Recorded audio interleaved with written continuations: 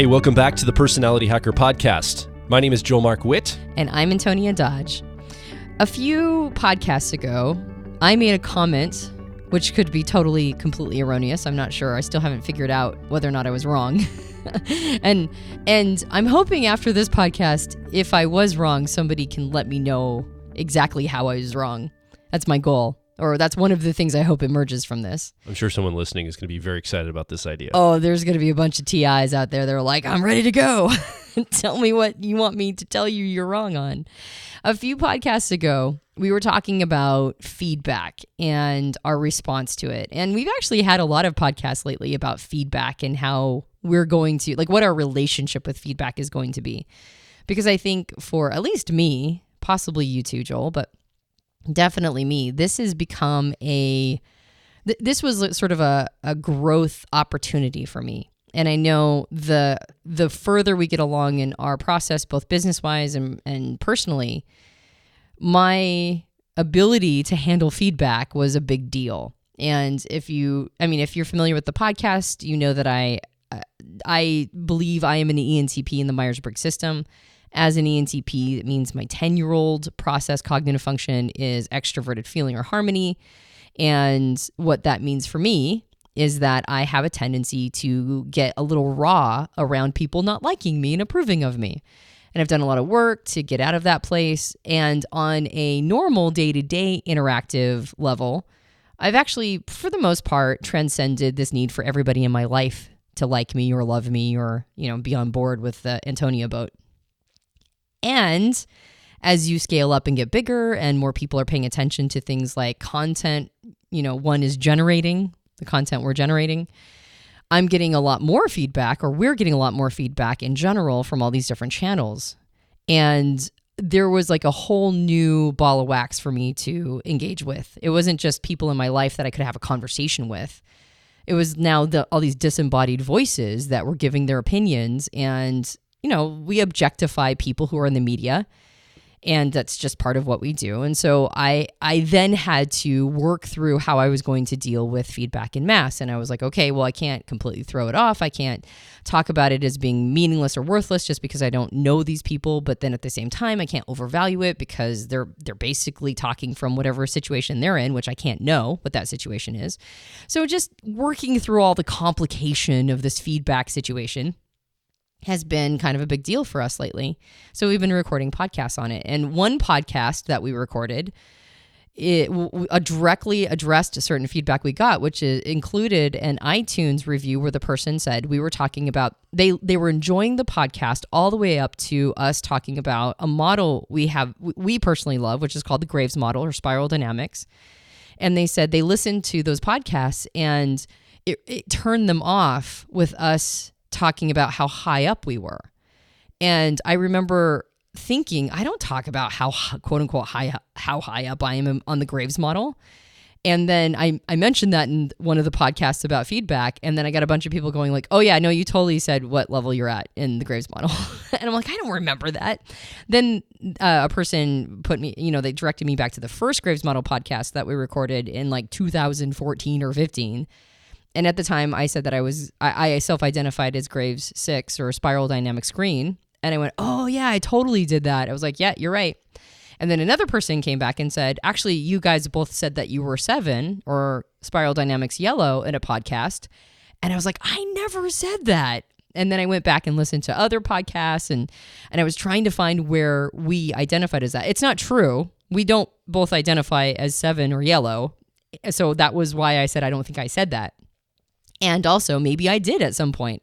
So if one of you is an avid podcast listener, especially of our Graves Model or Spiral Dynamics podcast, please let me know if I said that at one point. And if you're getting to that point, let me know the timestamp so I can go back and listen to it. And I'm totally open to being wrong. So the point of all of this, by the way, is not just for me to ramble on about me being wrong about something, because that happens often enough that I don't think we need to address it every time. But the point of all this is that we started, because I had this mystery to solve, this puzzle to solve about when did I say that I was Grave 7, Joel and I have been talking about this idea of what happens, because the original feedback was, I don't like this model, ick, right? And they talk about how high up they are. And then we got feedback from a person who's close to us that other people in our sphere don't like this model because it makes it sound like everybody's on this hierarchy. And especially if people, in their life, maybe people like us, talk about how high up we are. And it makes everybody feel like they haven't arrived and we've arrived. And look at how awesome we are because look at how high up we are on the Graves model. And it does seem like the people who grab onto it the tightest and enjoy the model the most are people who place themselves at higher levels. We were talking about, well, is that a good or a bad thing? Because the Graves model or spiral dynamics is a vertical model. It's not a horizontal model like, say, Myers-Briggs or Enneagram or other models that we enjoy that make the assumption that everybody's at approximately the same level of development, but are all just a little different. And that has more of sort of a democratic feel about it. Nobody's really putting themselves up higher or lower. And then we look at vertical models, like the Graves model, and we go, oh, well, that doesn't feel good. That feels icky. It feels like you're talking about other people like they're lower or less than somehow. And the people who are higher up are so cool because they're higher up. And so we wanted to have an honest discussion. You and I, Joel, had an honest discussion about, is that a bad thing? Is it a bad thing to start looking at hierarchical models that help us figure out where we're going next and explain where we've come from? Are those models of no good if they're turning people off by making people feel bad about where they place themselves in those models? I just want to give a quick comment if you're a brand new listener. I tend to do this every show. If you're just new to us, we actually did an entire series of podcasts on the Graves model, also called Spiral Dynamics. And it's a wealth of information as a reference point for what we're talking about, because we're not going to go necessarily into all the nuances of the model here today. But it'd be a good listen to get a framework of what we're meaning and what we're intending to talk about here. And we also did a podcast called, I think it was something around called the difference between vertical and horizontal models. And when we say models, we just mean maps of reality, ways of seeing the world, ways of understanding ourselves. We don't actually believe, at least I don't personally believe, I don't think you do either, Antonia, that these are versions of reality. These are just lenses to see reality through, right? These are just ways of us to make sense of the reality that we come across. We try to make a little map or model of it, and then we get a little bit more understanding, and we can then categorize things and get a sense or a handle of all of this massive information that reality presents to us. And that vertical versus horizontal, I'll just give you a quick understanding of it from how we look at it, is a horizontal model, again, is assuming people are at the same level of development, meaning that it's not measuring health or development or progress. It's measuring the fidelity or the differences between people at similar levels. For example, like an ENFP, I'm an ENFP in the Myers-Briggs system, and Tony is an ENTP in the Myers-Briggs system. It's not meant to say that one is a hierarchy over the other or anything. It's just to say we're both wired differently. Our brains are differently wired, so we're showing up to the world probably about the same amount of health, but we're wired differently as our personalities. Whereas a vertical model, let's say Maslow's hierarchy of needs, for example, you might have studied this if you went to university or even in high school, you might have had a sense of this. It's a vertical model to say there are different parts of our lives when we achieve levels in this. So at the bottom, for example, in Maslow, talks about survival, and then at the very top talks about self-actualization. And so survival builds into safety, security, builds into love and belongingness, builds into self-esteem, and then builds into self-actualization. It's a vertical model, meaning that you can place yourself in one of these places during different parts of your life. And the more you work at some of the lower parts of Maslow, you then are able to scale to address the next issue. You can't address things like love and belongingness until you get your safety and security needs met. Like, it's going to be really hard to find a romantic partner or have friendships if you're worried about how you're going to pay the bills every month, for example, because you're scrambling to get a job or to hustle and make things work at work, So this is what we mean between this idea of a vertical versus horizontal model. And we did an entire probably 45-minute podcast on this where we can really get down into the nuances of how these two different ways of modeling the world come about. So I just want to make that quick comment if you're a new listener, or if you've been listening for a while but you forgot about some of that content and you'd like to go back and listen to some of that. I remember when I was introduced to the Graves model, Spiral Dynamics, I was massively resistant.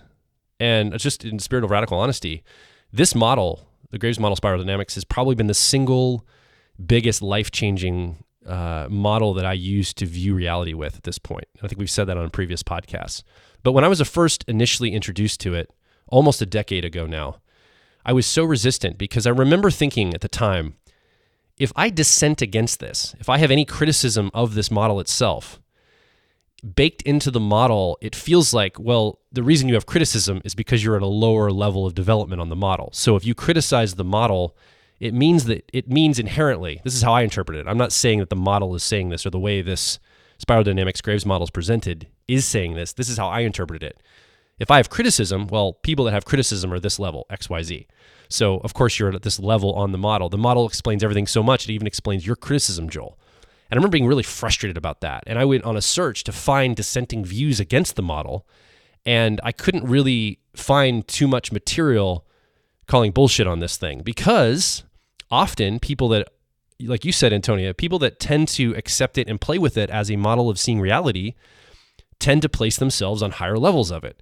It's very rare somebody at Graves level 2 or purple would tend to adopt this model to the degree where they would allow it to help see the world and the worldview that they're showing up with. Because according to the model, they are at a place where they are not seeing as much territory.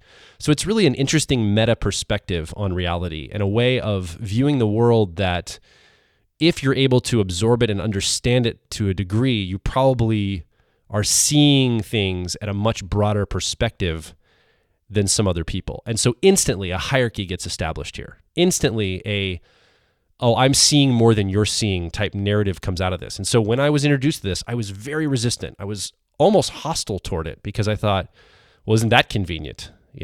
Like putting people in these different categories. And if they have any dissent or any criticism toward it, now they are demonstrating just what level they're sitting at in the model itself. So that was one of the things that I just wanted to point out is I understand the frustration because I think I felt it in a pretty significant way when I first was introduced there. Yeah, you can even see, and for what it's worth, we're just using the Graves model or spiral dynamics as sort of an example of the overarching principle we're going to talk about on this podcast. But you can even see that there was an attempt. I mean, the reason why it's called two different things, the Graves model, because it was discovered by Claire Graves, and also spiral dynamics is in spiral dynamics, there was an attempt to remove this hierarchical nature. In the Graves model, you talk about levels 1, 2, 3, 4, 5, 6, 7 onward. In spiral dynamics, you talk about them in terms of color. It's beige, purple, red, blue, green, yellow, turquoise. I can't even remember what they all are now, but the colors are an attempt to sort of neutralize that idea that there is such a strong hierarchy that 6 is automatically better than 4. If you say, well, green and blue, that doesn't have any hierarchy naturally baked into it, or at least it doesn't seem like it does. And yet you can't deny that it is a hierarchical system. It is intended to let you know what level of development you're at when it comes to how much territory you're taking in your worldview. So that was like a problem from the beginning. It was a problem to the point where there was an active attempt to remove this idea of better than and worse than. And that's the funny thing about how humans engage with and interact with the concept of hierarchy, is the assumption is that somebody at the top of a hierarchy automatically is better than and has more value than somebody who's at a lower level on that hierarchy. And I don't think that's necessarily the case. In fact, that's why there was an attempt to go to color, because the Graves model itself is not, it doesn't try to tell anybody what their personal value is. It's not trying to indicate any sort of character, virtue at being at higher levels. A person who's just sort of a horrible human being can be at any level, and a person who is an amazing human being can be at any level. It's more sort of addressing initial conditions. It's not about character, is what you're saying. It doesn't indicate character of a person. Yeah, exactly. There's no attempt to try to put a value statement on the life of the individual at any level. And yet we just automatically do that. We automatically assume that if somebody's like, yeah, I'm at a higher level in the Graves model, that they're in a position of bragging. And if somebody acknowledges that they're at a lower level, that they're somehow, sheepish. They're sheepishly saying that they're not that high up. And one of the things I like about the Graves model is that because it is not attempting to describe character, there's no need to believe that regardless of what level you're at, you are somehow either admitting to being less of a person or puffing yourself up as somebody who's of a higher worth or value. And obviously nature doesn't care. Like, a Mack truck will, hit a person at any graves level indiscriminately and accidents happen. Like, nature doesn't care where we think we are at on hierarchies. So there's no protection you get when you think that you are at a higher level or a lower level. And the point of hierarchical models is an attempt to see where we've come from and where we're going. So switching away from the topic of the Graves model or spiral dynamics, I want to just talk about hierarchical models in general and whether or not they're a good or bad thing. And then I want to talk about what happens when we get triggered by learning a model. What happens when our ego gets flared up and we think that we're being marginalized by something that's baked into a model or written into a model or what we've projected onto the model. So the first thing is this idea of whether or not hierarchical models are a good or a bad thing. And what's interesting is that if I switch over to another model that we really like, which is the Enneagram, it's a personality type system. What's fascinating is that because Enneagram has always attempted to address personal development, there are a lot of different interpretations of the Enneagram that have created hierarchical structures within this horizontal model. Because the Enneagram is indicating that of the 9 types in the Enneagram, here's a distinction between you as a 1 and you as a 2, or you as a 9 and you as a 5. There is an attempt to create distinctions between characteristics that people show up with. But then if you read certain books like one of the Riso Hudson books had a 9-point level of development found within each type. And at the bottom, of this hierarchical model that's been put into this horizontal model was like suicide and homicidal tendencies, and like at the bottom is like really bad stuff, all the way up to a very ascended place of transcending the type itself. And so if you look at that structure and you sort of place yourself where you could be, a person who's at a lower level actually might have worse characteristics than you do. They might actually be a worse human being than you are at that time because they're causing more destruction in the world. So worse as in a worse impact on the planet than you have if you are at higher levels. And so in that one, there's a very distinctive hierarchy of characters and character flaws. And I would argue good and bad. And yet I found that to be an incredibly useful model personally, because I was then able to see what's coming up for me. What does it look like where I'm going when I'm in a better version of myself as an Enneagram 3, sexual subtype?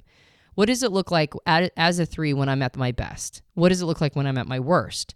And now I can find myself on the map, so to speak, to determine where I've come from, or maybe qualities and characteristics I never really had to deal with because I had good enough initial conditions to not come from that. But it also gave me a path to go forward. And that's the nice thing about vertical models, is that its intent is to say nobody's really arrived. There's no end game here. There's no way that a person can ever be all right, I'm at nirvana, right? I'm like a whirling ball of energy now. I have transcended the need for this corporeal body and I'm now communing with the universe. We don't really know that happens. And I've never personally experienced that. So what's nice about these vertical models is that they help us figure out what is the next place we're headed. They give us a compass, sort of a path guided by the stars, so to speak, to figure out what's coming up next. But what we have to do in order to make that model useful for us, or that map or compass useful for us, is that we have to be at peace where we're currently at. We have to accept that we haven't arrived. We have to accept that there's always more work to do in personal development. And the entire point of personal development is that we instinctively know that there's somebody even greater than how we're currently manifesting. There is a better version of us that needs to be unearthed and discovered and manifested and brought to the fore. And so part of how we get there is really sitting with and acknowledging that we're not that person yet, and that's why we're doing development and growth. I think as we're talking about this, what I love about the podcast is if you're a new listener, or if you've been listening for a while, you may have heard me say this before, but we don't really script these out or plan them. We kind of allow conversation to emerge. And what's great when we kick on a microphone, for some reason, as two ENPs, some of our best work comes out, or at least some of the ways we think are more clarified in the moment of talking into a microphone than they are offline. Like, it helps us get our thoughts clear. I'm not saying it's the best work, like it's great ideas. Just we're able to articulate things and think of things because there's pressure to perform, which is really neat. So as we're talking, I'm realizing that this idea, and I know we want to talk about people's relationship to models here, but I do want to talk about hierarchy vertical models versus horizontal models just for a moment. I think this is the conversation of our time. I think this is actually the conversation that people are attempting to have in a lot of the different arenas that are way more zoomed in, for example. At the time of this recording, there's a lot of social causes happening. There's a lot of social memes going around. There's a lot of shifts in power dynamics, gender viewpoints, the hierarchy of who gets to be at the top of something versus not, wealth distribution. There's a lot of conversation around this. And I really think that, and even in personal growth, one of the things here at Personality Hacker we end up doing, I realized as you were talking, it struck me, we attempt to inject vertical models into horizontal models as much as we can. So when we talk about Myers-Briggs, most conversations around the Myers-Briggs system, for example, stay at the horizontal level. It's about making more and more and more distinctions about your type. If only I could understand more distinctions and more horizontal differences between me and the other type over here, or me and this person that's my type but's different than me, I'll get to the heart of something. And we keep thinking that going horizontal, making more and more and more distinctions, creating almost a tribalistic focus of something like, if I could just understand who I am and how I fit into this grouping, that will solve the challenge. And what we do here at Personality Hackers, we say, no, it's not about making more distinctions. Those are great. You can do that. But really what it's about is it's finding a lever point in your personality and pushing yourself vertically to grow up the next ladder, grow up a ladder of sorts. And we put the emphasis on the co-pilot, or the secondary auxiliary process in your cognitive function stack. If you don't know what I'm talking about, go to personalityhacker.com, search the CAR model. You get a sense of what that means, what I just said, if you're a new listener. But we try to inject here, I'm realizing what we end up doing is we inject a lot of vertical growth into horizontal models, whereas a lot of conversations around these models stay at the horizontal level. There is some growth conversation in other places, but we're so passionate about growing that we tend to inject this vertical model idea. On our 200th episode, we talked about Peter Thiel's book, 0 to 1, where he talks about this concept of, in business with globalization and technology, we tend to keep going in a horizontal fashion. We keep making more and more distinctions. There's very few people working on 0 to 1 concepts where it's taking an idea and leveling up to the next level, like going from 0 to 1, bumping up a level and creating something new, not just making distinctions of what has been. And he talks a lot about building monopolies. He talks a lot about hierarchy and basically a vertical model of growth for business and commerce and wealth and all this. It's a very interesting read, by the way. I recommend the book. It's one of the best books I've read in the past year of all the books and things that I've read. Peter Thiel's 0 to 1. I can't recommend it highly enough. And in the middle of this conversation, so there's going to be a spoiler alert here, right? I'm going to talk about Star Wars: The Last Jedi for a moment. So if you haven't seen The Last Jedi, you might want to pause this or come back to it after you see the movie, because what I say may give away some of the elements of the movie. So spoiler alert, I'm going to warn again, a spoiler alert, if you haven't seen The Last Jedi, what I say might spoil it for you if you would like to be surprised about certain elements in there. In the movie The Last Jedi, which is a Star Wars franchise movie, there's basically this concept, this notion that, up until now, there was this idea of this force in the world that was accessible by Jedis that had trained and been able to take this force that was almost given to them through a lineage of sorts, whether it was I guess it was a biological lineage was the insinuation. And in the movie The Last Jedi, it really changes the game to say there is no lineage or hierarchy here. Anyone can have access to this force and can be tapped into it, was the notion of The Last Jedi, to the point where all the old records and history books of the Jedis from past, were destroyed, and the wise sage that shows up in the movie, I don't want to spoil it too much in case you haven't seen it, but you're still listening to me, shows up and says, it's not a big deal. It wasn't about all that in the first place. It was about you tapping into your inner strength, your inner power, and people doing that, tapping into their inner force, basically. And it was killing this notion of hierarchy and structure and lineage and giving birth to this idea of equality and horizontal. Everyone is equal on equal footing. And I understand what the filmmakers are going for, and I think there is a message in here of, there's an old world order on our planet that probably needs to be looked at and adjusted, and is exploitative to a lot of people around the world. And I think we do have to look at that and see how those long timelines, things that we've inherited from hundreds of years ago, still impact us today, and how wealth is distributed, how politics go, how businesses are structured. Like, there's a lot of things that need to be reevaluated in our world. And the reason why I say this is the conversation of our time is I see all the social movements, I see the current conversations and the power structures, I see the wealth distribution conversations, I see tribalism and this idea of nationalism rising on the scene, playing into this conversation. It's really a conversation about hierarchy, about movement up or down a hierarchical structure. And the reason why I bring it up is I'm not even saying any particular ideology or any particular way of thinking about this. I'm just saying I think structurally we're having a conversation that compares horizontal models to vertical models. That's really the conversation we're having. And people don't necessarily play with frameworks enough to know which conversation they're having. So they oscillate between the two of them, and they conflate issues, and they try to say, well, it's a horizontal issue when it's really a vertical issue. Hopefully you understand what I'm saying. It sounds pretty abstract. So, but you get the point. Is I think this is the conversation of our time. And I've noticed a massive pushback when we've talked about anything from a vertical model standpoint, because we're injecting this idea of hierarchy, which is not a popular idea right now. It's not a popular thing to talk about, hierarchy. I'll invoke a name that's probably going to cause trigger for some people listening. Jordan Peterson talks a lot about this. And he talks about how hierarchy is something that is almost innate. It's natural. I don't think he's trying to indicate that, maybe he is, that should drive a narrative forward. But he is bringing that up as this is something that we should have conversations around, and the power structures and all this. And I think that if we can have those conversations intelligently and use some of these models to have them and understand how people are showing up in these models, I think it's going to help us build a better world.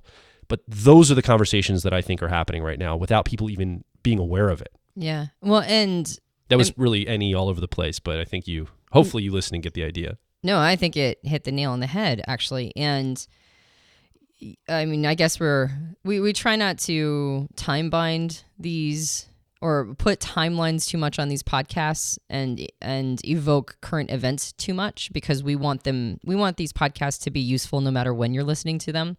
And also, what you did just triggered a thought that is very timely right now. So I'm gonna unfortunately timestamp this conversation just a little bit by talking about a recent pushback against Tony Robbins. And this idea, I've actually recently read a couple articles that indicate that personal development and the personal development gurus, even though Tony Robbins just came out with a documentary that's called I'm Not Your Guru, but this idea that people who teach personal development need to in some ways back off, because it's not, personal empowerment isn't it's not the answer, because people are truly victimized out there. There are true victims.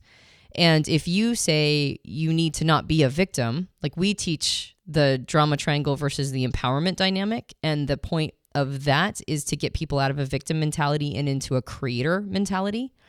The insinuation is that if you tell people that they're not victims, then if they've been truly victimized, you're going to harm them.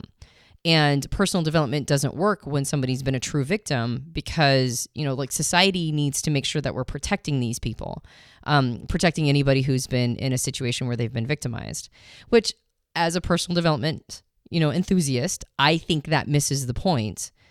And at the same time, there is something to be said for understanding that there are whole systems working. So there's actually two different conversations there. There's the conversation of how do we deal with this on a societal infrastructural level, which is the social dynamics that we set up and the institutions we create and even the social climate within those institutions. The culture at large. The culture, exactly. How do we deal with this culturally? And then how do we as individual people, so on a macro level, that's the cultural, and then how do we as individual humans on a micro level handle this?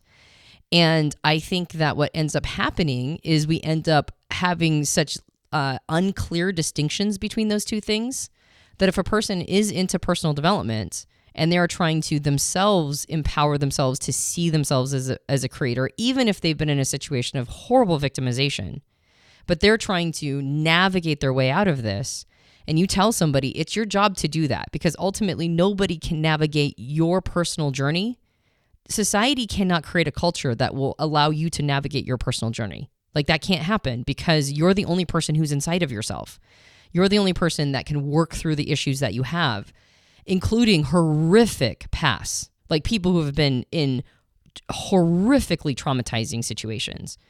You're the only person who can do your own healing work for you. Now, you can get other resources. You can get coaches and mentors and therapists and psychiatrists, and you can use therapy, and you can use prescription medication. Like, there should be a lot of stuff, and there are a lot of resources out there, but you're ultimately the person that navigates through that experience yourself. So when you look at personal development through the lens of you're the only person that can find the best version of yourself and unearth that best version of yourself. And we can also create a context or a culture that supports all of us doing that and creates opportunities. But the challenge here is that on a cultural level, to make sure that everybody has good opportunities and good initial conditions, that means that we're looking at things in terms of horizontal. And as individuals, in order for us to get to our best version, which indicates needs to grow forward and move forward and go up levels of development, then on a micro level, we see ourselves in terms of a vertical model. And sometimes it's appropriate to switch those, because there is a difference between stamping somebody, maybe say a certain Graves level, and going, I bequeath you this Graves level, and I will only interact with you on that terms, and I project that onto you. There's a difference between doing that and accurately assessing where somebody's at in their worldview to say, what resources do you need in order to get to the next level? And we can do that in aggregate. We can see entire cultures that are at certain Graves levels and going, okay, so how do we get them to the next level? And it's not an attempt to denigrate that person or that culture or that people group or demographic. It's not an attempt to say you must be lower, so you must be worse. It's an attempt to say, how do we get us all to a horizontal level? How do we get everybody to have the same amount of opportunities? So I think the inability to switch these tools out quickly and diagnose the tools quickly and to be able to play with them on a level that doesn't automatically project judgment or intent, to simply look at them as they are and say, then how do we make sure that everybody has access, quote unquote, to the force, or however you want to see it? I think it's the inability to swap them in and out quickly and understand the purpose that then now makes it about intent and judgment. And then we feel personally attacked if we don't see ourselves as the bright, shiny star in whatever model we're talking about. So I, at risk of getting into topics and people thinking that I'm trying to bring a topic up, because what I'm actually after is a way of thinking. So I'm actually after refined thought. But often the way to look for refined thought is to use examples. I'd like to not play devil's advocate, but bring up specifics of something here. Is your introverted thinking process able to play with me for this for a second to get some understanding about what you just said? Okay. Just create some understanding around how you're thinking about this. Again, if you're listening, the specific topic doesn't really matter. I mean, obviously it matters because it's an issue that I think is a serious issue. What I mean is it doesn't matter in this conversation in that I'm not taking a side, and I don't think Antonia's taking a side. I'm looking at this to try to create understanding for something you just said. I know we have a lot of listeners that are from the Middle East. We have a growing number of listeners and also members, people that invest in our programs and products and services and, different things from the Middle East. And so I'm just imagining a woman listening to what you just said about, we should be personally empowered and not look at changing the external structure around us, maybe from a Middle Eastern country that doesn't honor her as a woman, for example. And she's showing up having to maybe dress a certain way or behave a certain way because the culture at large isn't supporting what we're calling for, which is personal empowerment. So I just want us to be very clear. Let's say you are a young woman right now listening from a country or a place in the world that doesn't really honor your individuality. It asks you to hide yourself away or to subvert yourself in a very powerful, in a place where there's powerful men around you or men that could hurt you or harm you in that situation. Maybe other women are supporting it too. Again, this is example. I don't want to get into the specific issue as an issue. I think it's personally, I don't like that. I think it's a bad cultural expression. I don't think it gives opportunity for women in those contexts. And I would like that to be different. But let's think in terms of what you just said there about being personally empowered. What's the distinction for someone in that situation? How do they show up when the issue is something that's bigger than them being able to do the empowerment? It is really the society that has to change for a woman in that context, for example, to be able to show up as her most empowered self. So I just want to be clear on when you said that, was that like, can you add more clarity to what your statement was there based on that? Yeah, of course. I didn't say the structures don't have to change. I agree. Yeah. I just want to make sure we're very clear on what we're saying, because that could be misinterpreted. Yeah. And that's why that's why I'm going down an example here to get some more specifics on the thought process. Yeah. So it's not confused. It doesn't make it sound like, oh, nothing has to change. It's just all down to the individual. That's not what we're saying. No. Right? No, definitely not. And I'm actually, sometimes when I say things and they get interpreted a different way, I get confused about how what I just said got interpreted a certain way. So I'm actually trying to like sort of retrospectively remember what I just said that could be interpreted the way that you're talking about. But if that is one way that it could be interpreted and you caught that, then that means that's a valid interpretation of what I said. So I'm just for the moment trying to figure out what was it that I said that sounded like I'm saying structures don't need to change. I'm not even insinuating you did. Yeah. I just know I've had times in my life when I've heard something and I heard something different than what the person said because it's such an issue for me. Oh, yeah. And I was so embroiled in the topic itself that I couldn't even I instantly latched a bunch of things that I already I came with ahead of time, that I'm just kind of almost embodying that to go, there probably is someone listening that they might project that, even if that's not what you said, whatever the exact phrase you said, I don't know. I just want to make sure we're very clear on what we're saying so that's not misinterpreted. Well, and one of the reasons why I love how you think, Joel, is that you're so good at hearing things the way that people hear them, or like being able to spot that. And that's a blind spot for me. And so I love that, like I said, I'm like going back and saying, how could somebody take that? But like you said, a person could be in a time period where that's just the message they took from what I said, which thank you very much for giving me an opportunity to be more specific.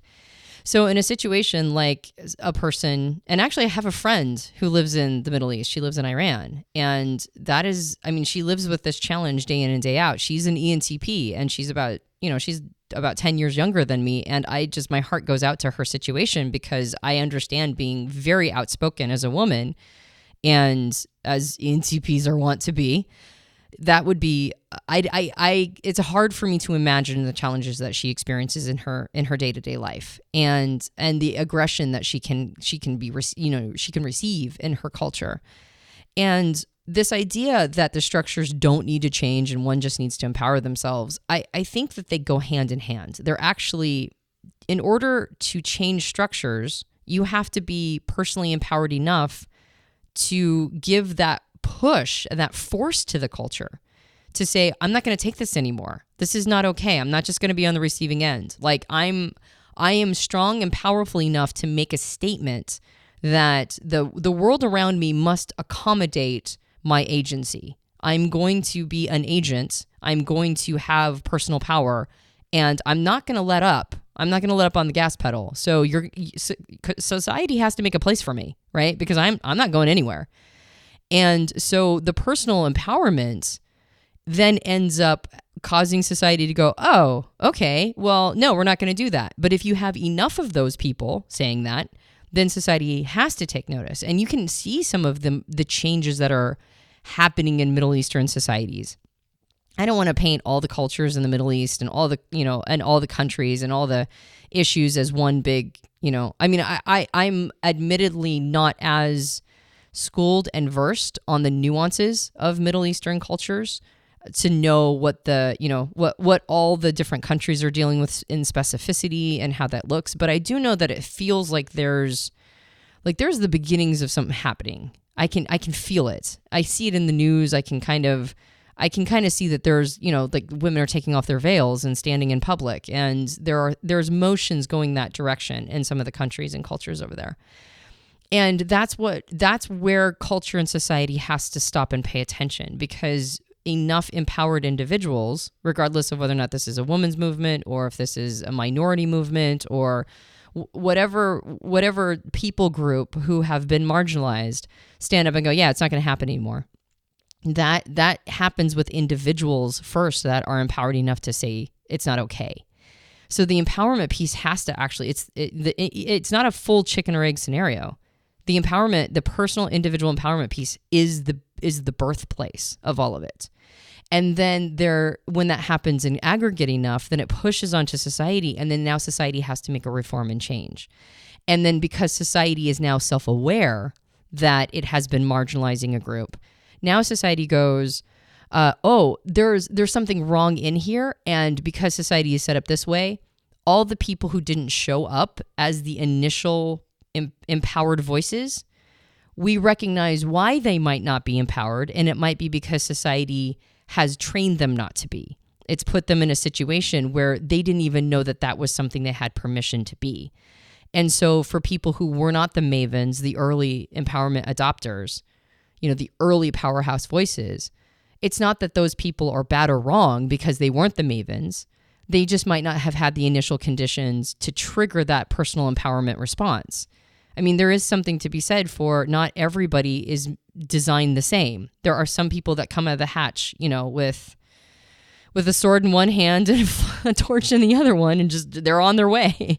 And so it's in part it's personality and individual makeup, and then some people come from situations where even if they're in a marginalized position, their families were incredibly supportive of them, and so that gave them a sense of personal empowerment because they had the initial conditions in that way. And then other people just have, benefits that others don't, and maybe it's just luck. And there's a lot of nodes in the system for who becomes the maven. So it's not like the person who waited for society to give them permission is somehow worse than the person who forged ahead initially, because that's too cause-effect thinking. There are whole systems working inside each individual person that makes their feelings of empowerment the emergent. But once it's been insinuated that personal empowerment is an option, it does fall on individuals to navigate their way there, because society won't make space unless you make them make space for you. Because it's an enormous boat. It's the Titanic. It doesn't move that fast unless you make it move, right? And so because it's so huge, it's very easy to get gobbled up in it. So this idea that we have to become personally empowered and also society needs to change, those are two things that run in tangent with each other. They're like hand in hand. They're systems that feed each other. I actually just made this comment on Facebook recently that these are two things that have a dance with each other: the individual empowerment piece and the culture, and the need for culture to shift in order to accommodate those individuals. And what happens is while this dance is happening, there's a lot of confusion and there's a lot of insecurity about, well, what about those people who haven't done the personal empowerment yet? Well, we need to wait for the system to tell them that they can't have personal empowerment. Well, what if the system doesn't change because there's not enough people who are personally empowered? And then what happens to people who aren't personally empowered, who are still victims of the culture? Like now it gets like sort of, well, do we always give honor to the victims because they're the ones who are shining a bright light on how culture needs to change? Or do we say, well, now that the culture is shifting, you concurrently need to work on your personal empowerment, because the more you work on your personal empowerment, the more the culture is going to change, right? So then it becomes this kind of big cluster of like, which one is the thing that needs to happen, and who's the person that needs to not be the victim anymore, and who's the person who is the victim whose voice needs to be heard? And do we always listen to the victim no matter what, or do we say maybe we need to not be thinking in terms of victimhood? And it's way more complicated than we give it credit for, in my opinion. Like we way oversimplify all of this stuff. And that's one of the reasons why I like models, by the way. By the way, the reason why I love models is because models give a peg to hang all these concepts on. And then it gives us a way to understand these things and filters and because we have a tendency to oversimplify everything, it gives us systems and nodes, and the concept that one thing we're looking at doesn't just have one victim doesn't have one perpetrator.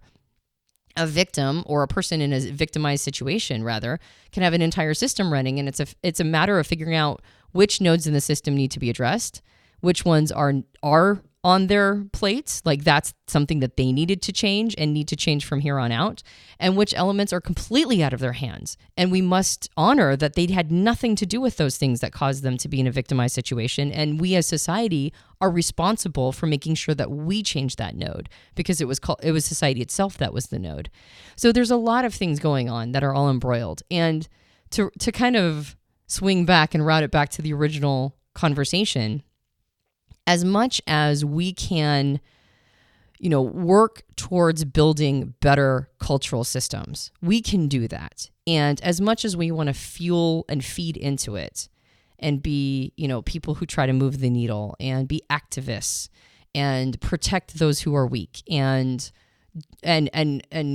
really, really be voices that help create equal opportunities. On an individual level, we are responsible for our own development and growth. On an individual level, it doesn't matter how much culture and society changes, we are still responsible for becoming the most empowered version of ourselves. If that's what we want. If we want to be empowered, it is on us to be empowered. If we want to be the best version of ourselves, it is on us as individuals to be the best version of ourselves. And one of the reasons why models are so helpful, including and not limited to vertical models, is that it reminds us that nobody has arrived. Nobody. All of us need to continue on our personal path. And it kind of doesn't matter what happens to us. And by that, I mean, it does matter in our story and narrative. It does matter in the sense that that's part of what we need to fillet out to get to the next level. It matters to us personally to try to figure out what's going on. But it doesn't matter in the sense that like time and the universe isn't going to stop in order to accommodate and do this for us.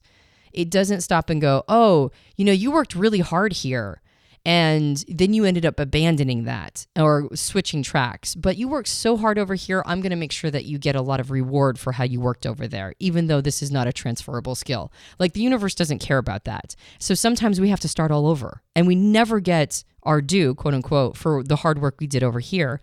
Because the universe isn't set up to reward just hard work. It's set up to reward determination. And it's set up to reward persistence. And it's set up to reward responsibility and personal responsibility. That's how the universe is set up. So while we must make sure that culture makes space for everyone and give everybody opportunities, we cannot expect culture to do our personal work for us. And so when people like Tony Robbins and other personal development, voices say, you need to be a creator, right? You need to get out of victim and you need to be a creator.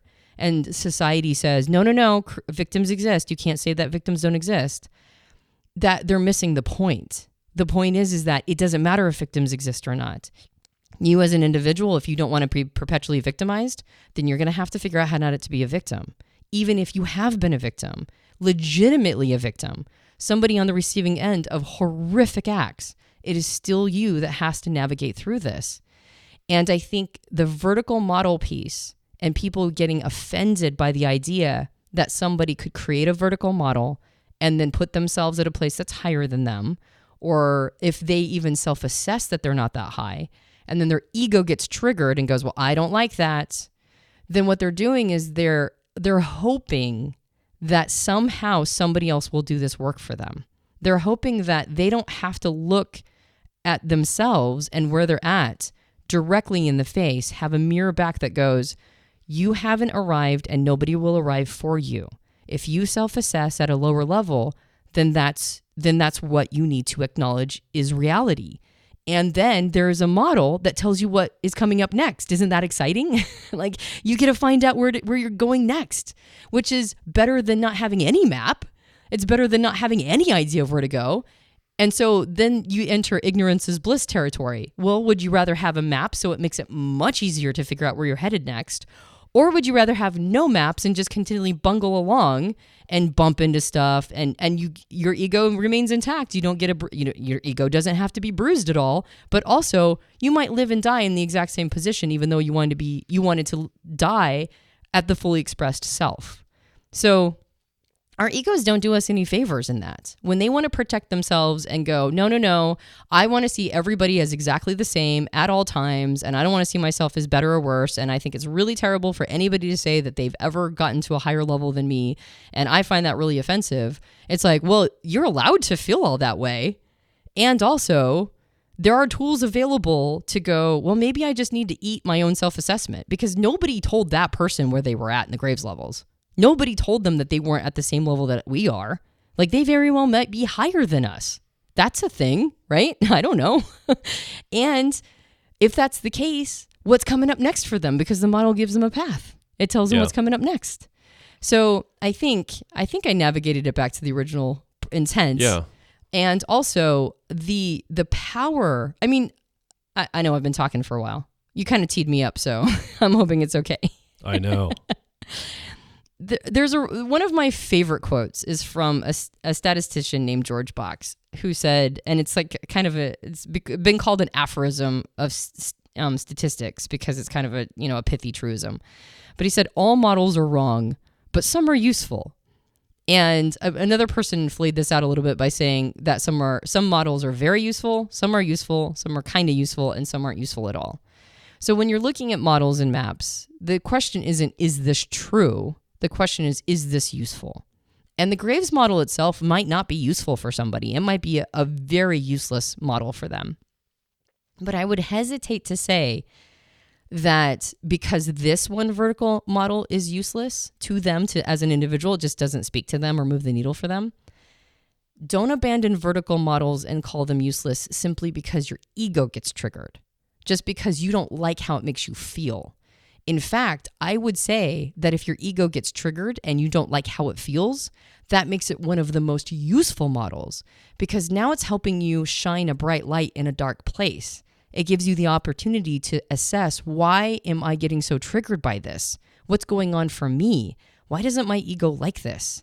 And then you get to figure out, oh, I don't like this because I don't like where I'm at. That doesn't feel good to me. Well, sometimes we don't like where we're at. Is that true? Right? Like, is it true that you don't like where you're at? Well, now you have the gift of recognizing you need to be somewhere else, right? The you are here dot is not where you want to be. And so if that's not where you want to be, and you're upset that other people have pointed it out for you, if that's where you don't want to be, then now it's your job to figure out where you do want to be.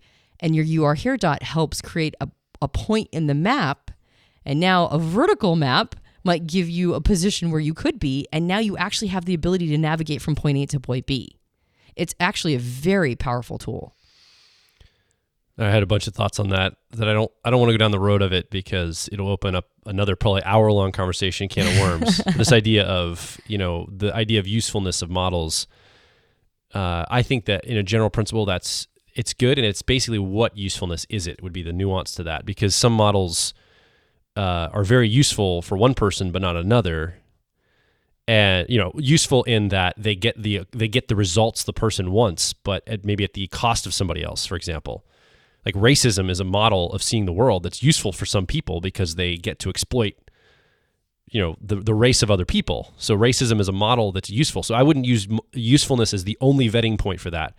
But you could look at that if on the receiving end of that to say what's useful in this model, in that it shows me what you said, where I'm at, maybe being discriminated against, that needs to change in myself and structurally. And so that causes something like maybe the civil rights movement to happen, for example, because the model of racism was useful for the people in power, but it wasn't useful for the people being exploited. And so this idea of just usefulness alone needs to be, there's some nuance there of, to who would be the question, useful to who? And I think that you as the person, is this model useful to me? And even if it's just useful to see where I'm at somewhere and things need to change, then that could be a usefulness, but it's not just usefulness. Does that make sense? Well, what I'm giving nuance to that? Yeah, definitely. Well, and George Box was in statistics, and statistics is not a personal development position. But I mean, I would assume, I'm making a huge assumption here, if a person is into personal development, the goal ultimately is to be the best version of yourself, not just like the strongest, most dominating person or version of yourself. And so I'm it's in the framework of that is what you're talking about with models. Exactly. Horizontal model or vertical models, excuse me. Yeah, exactly. It's like I'm giving everybody the benefit of the doubt. I'm in a very devil's advocate mismatching frame today. I don't know Yeah, why. it's good though. Actually, when you do this, I think we have better conversations.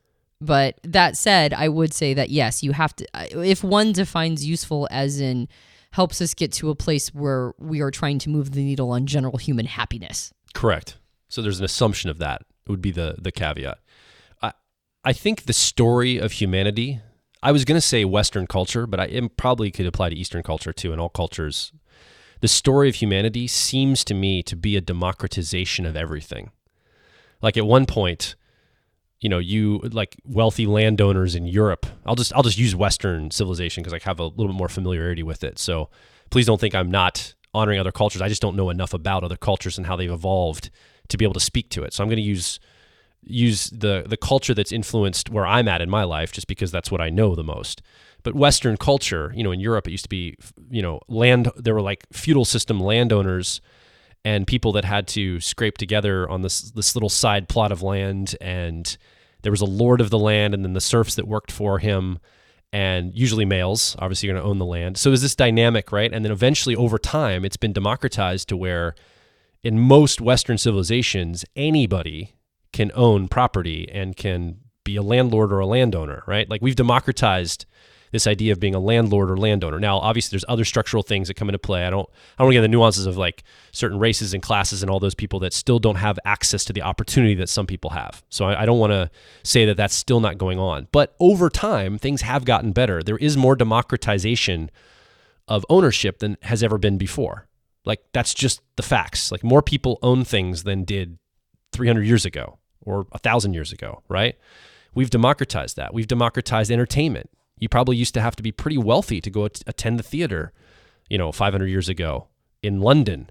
You had to have a lot of money. Or think of like kings several thousand years ago. I think King Solomon was the wealthiest person on the planet. He could afford to have people come in and perform in the palace for him, right? Well, I was going to say, even if you could 500 or 600 years ago be poor and go to a theater, you couldn't afford a musician to come into your house. Correct. And play music for you. Yeah. And yet we have radios in every house if we want them. Absolutely. And we have Netflix. We can watch theater on our laptops anywhere with an internet connection. Like we've democratized entertainment to a degree.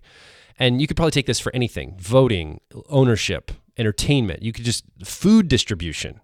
I mean, I just talked about Solomon as the wealthiest person, according to the Bible account, on the planet at the time. If he wanted a banana, he'd have to send a group of people out to go find maybe he could grow them where he was, but there's certain fruit he probably had to send an entire expedition team to go get and bring back to him. I can go down to like the local 7-Eleven and buy a banana for 40 cents or $1 or something anytime I want. The distribution of food has been democratized because of the democratization of everything. And I think there's an expectation that we've developed in ourselves as humans now that everything is going to be democratized. Everything. Including power, including resource, including authority. And while that might be the case, it certainly isn't now. And I think this is, again, that discussion on that vertical model idea is when people hear about a vertical model, we have an expectation as humans, having democratized most things in our lives, and we're getting more democratized around everything more and more and more, we assume that everything should operate that way. We assume that authority, power, accomplishment, skill set. I mean, how many superhero movies do we have? People really believe almost like, I think there's in this psyche, like, I want to be a superhero too. Like we almost all want to be superheroes. We all want to be the end all be all of all the things that we can be in a sense. And I think we assume that that's going to be the case in all things. Like everything will be democratized. And I don't know, that might be the case. I don't know how, I can't see how that will happen ultimately on all things. I think in most things it can.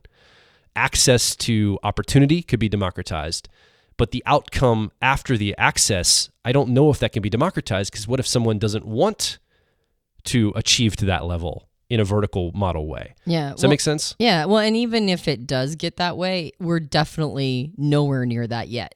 Correct. So we haven't figured that piece out yet. To get upset that that's not, I mean, you were even talking about food distribution being democratized, and that's true. But even, I mean, especially in food distribution, even in the country we live in the United States, one of the wealthiest countries on the planet, there are still a lot of people going hungry in this country. Absolutely. So we've not even fully democratized food distribution, but we have way more than it ever was in the past.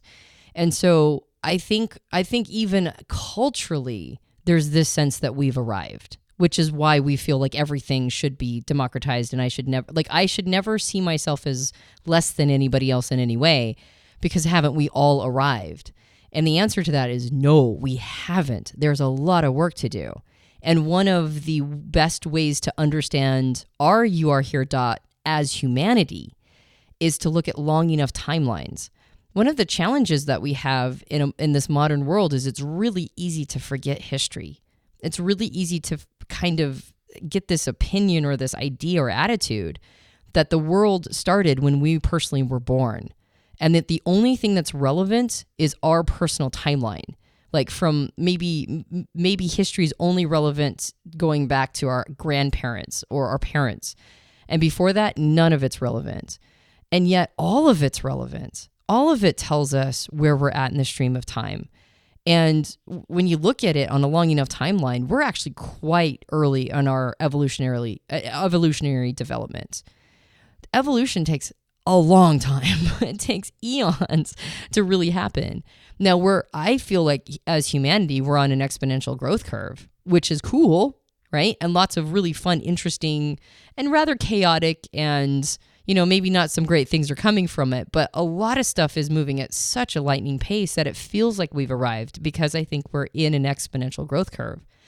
And yet we're still not there. And to think we must assume we're there and not be willing, again, it's almost like our collective ego. Our collective ego looks at the timeline, it looks at this vertical model of where we could be, and it doesn't like that we're not where we want to be. And so on a collective ego level, instead of acknowledging it and saying this is what we need to do to move the needle, then on a collective level, we get mad. Our egos get triggered. You can see when somebody's doing personal development willingly and when they're doing it unwillingly. When a person's life has fallen down and they have to do growth work in order to just survive, versus somebody who has taken on the mantle of personal development and does it willingly. The first situation, the latter, is a person who kicks and screams and bites and scratches the entire time. They just hate every second of it. And the second person, the former person, and then the latter person, the second person, is the individual who has made peace with it, and they do it in kind of a Zen way, and you almost can't tell that they're in the middle of a really difficult personal development project. And I think as a culture and humanity, our collective egos are sort of bucking against where we're really at. We don't want to see that. We want to think we're way further along than we are. And so in some ways, we try to get rid of the hierarchical models. We're trying to get rid of these models that tell us that we're not arrived, because we don't like it. We don't like where we're actually at. And so if somebody introduces a hierarchical model on a cultural, on a macro and on a micro level, we have a tendency to want to throw the model away because it's reflecting back where we actually are at, and we don't like it. And at the same time, isn't it better to have a map? Isn't it better to have a map, even if you don't like where you're at on the map, than to have nothing, and then to just kind of bumble through and hope that you move the needle without any guide, any mile markers? And so part of the reason why we are bucking against ideas of personal development and bucking against the idea of hierarchical models and bucking against all of this is that we want to think we're way further along than we actually are. And the only way to get to where we want to be, the place, we want to believe we're as far along as we are not, but the only way to get there is to acknowledge where we're at, figure out where we want to be, and then carve a path from A to B. And I hear a voice right now of you listening, not you listening over there. You know who you are. You're saying, yeah, okay. And you guys are doing the same thing. You guys think you want to see yourself as arrived, and you're putting yourself on this pedestal on a freaking podcast and, spouting all this nonsense about models and things. And you guys are just doing this to feel better because your own egos are challenged. And maybe that's what's going on, but get a microphone. If you feel that way and you feel like you have something to say, I'm starting to get a little tired of people coming on a YouTube comment or a iTunes review, and it's really easy to sit there in your pajamas and just make a comment about something someone said after they put a lot of work into it, and just make your piece. But why not pick up a microphone and build a following and articulate some of the things that you believe the world should look like? Like, that's cool. And if you disagree and you have a very radically different viewpoint, good for you. That's what we need. We need you to step up and say, hey, Joel and Antonia are full of shit. And you don't have to call us out directly, but you could just basically, I would like you just to go, you know what? I don't agree with what they say. I have a different viewpoint, a different vision here of what the world could be. And I'm going to be playing in the arena of ideas. I'm not just going to be a critic. I'm going to actually posit something into the world that's going to be proactive. I'm going to get my own microphone. I'm going to start my own podcast, and I'm going to start building a following around some of these ideas I have. And your ideas will live and die in the court of public opinion. And as you gain a following and your ideas start to catch on, that's good for all of us. Even if they disagree with me, even if they disagree with Antonia, it's good for all of us because your ideas are needed. The viewpoints you bring are needed. And if they're good and people like them and it moves the needle, they'll become popular. And those ideas will take on and we'll see changes happen in our world. So if you hear this and you disagree with it, don't run over to YouTube or iTunes and make a comment. Go get a microphone. Go get a camera. Go get a blog. Get a platform that actually matters, not some bullshit comment area, and start creating content that actually moves the needle. That's my charge to you. And if you agree with us and you want to build upon these ideas, do the same. I would love for you to come over if you disagree and you agree. I don't really mean this. I'm being a little bit pinpricky, right? I'm pushing back a little bit on you. I do want you to come and give a dissenting voice, a question, your story. I think it's important here at personalityhacker.com. In fact, you can do that at personalityhacker.com directly below this podcast. So if you come and you go, hey, I kind of disagree with you here, obviously I'm going to be welcoming to that. I'm not going to be upset by it. I'm being a little devil's advocate key, I don't know how to say that word, on this podcast to push you to say it's not enough just to make comments. If you really have a voice, there's an open opportunity of the world. You're listening to this podcast. There are now platforms and opportunities for you to create your own podcast, submit it to iTunes, submit it to Android platforms for free from your phone. Almost anyone has the opportunity to have their voice heard and to build a following. You could start a Patreon account. You could create your own website for very low cost or no cost to do these things to get your voice out there. And I want to encourage you to do that. And we can, as people, all of our voices and different viewpoints are needed. Not one set of people is going to have the right answer going forward. We need everybody represented. I guess, boy, that was a little preachy, wasn't it? Yeah, back down a little. I'm impressed. Like you were onto something there. I will say a person could say, yeah, but it's not that easy to create that. Yeah, that's the point. And we'll go, I know. Yeah, it's hard. Really hard. It's really hard. It's super hard. Nobody handed this one to us. It takes a lot of work. It took a lot of work to get here. So yeah, you're right. It is hard. And if you got something to say, I mean, I think this is that whole stand for something. Don't just stand against things. I've gotten to a point where I've made peace with the feedback, so I don't mind it when it's the negative feedback because I did work around that to make sure I don't mind.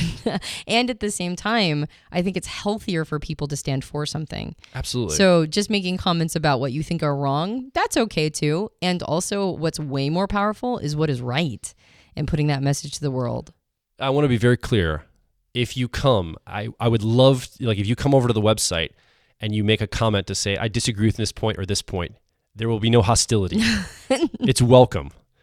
I think I'm speaking more to the trolling nature of some people and probably not podcast listeners, probably people that stumble upon a podcast somewhere. Yeah. And they make a wild comment about random things that it doesn't really help move the conversation ahead. So I just want to be very clear that I actually appreciate dissenting voices and differences of opinion. Well, at the beginning of this podcast, I requested somebody let me know when I said I was grade 7. There you go. So please let me know if I said that, and please give me the timestamp. I'm totally willing to own it if it did happen. I don't think it did though, because I don't think I don't know if I would say that, but I don't know. I just want to know if I did. So if I did, please let me know. Yeah. There you go. So so now that begs the question: what grave spiral dynamic? Like, I'm sure you listening are like, well, what does she feel like she is? What is her relationship with this model? Well, considering how fussy people get, I actually don't usually talk about it. Yeah. And so I just leave. I'm just like, hey, I just really like this model. Where do you think you're at? You should go do that.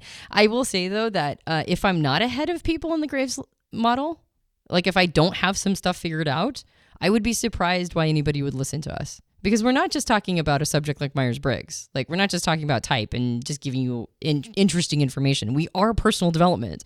And just like I mentioned in the drinking podcast, you don't usually follow people who are behind you, right? And even following people who are at the same level doesn't usually work out very well either. You find voices that are mentors, and hopefully they're like a step ahead of you. So my suspicion is I'm about a step ahead of most of the people who listen to the podcast, and that's why they're following the podcast. and that's, I mean, if people are at the same level or even higher and listen to the podcast, I think that could happen too. So it kind of doesn't matter to me. I don't mean to Absolutely. No, I get what you're saying. I don't mean to like shove the thing to the side of, oh, that's just totally irrelevant. But I mean, like, that's what I just said is my suspicion, and I could be totally wrong, and I'm fine with that too. Well, I think I early on decided that I'm not going to learn from people just ahead of me, like experts, quote unquote, or people that have really achieved. I would like to learn from people that have done something in the world, and I like to learn from everybody. When I have a conversation with somebody, I want to learn something. I want to understand their experience. And I think that, again, on these hierarchy structures or these vertical models, it really doesn't matter to the ultimate degree in us getting along as humans. Because quite frankly, I am more developed than my 12-year-old son. Like, I just am. My brain is more developed. I see things differently.